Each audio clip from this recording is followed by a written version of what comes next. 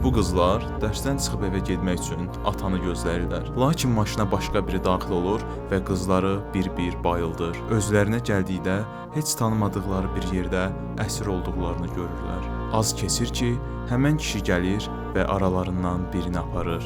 Bir müddət sonra qapının ağzında bir qadınla kişinin mübahisə etdiyini eşidirlər. Kömək üçün qapını döyməyə, qışqırmağa başlayırlar ki, həmən qadın gəlir və içəri daxil olur. Qadını görəndə isə tamamilə şoka düşürlər. Çünki bayaqdan qadın olaraq düşünüb yardım istədikləri elə həmin kişi imiş.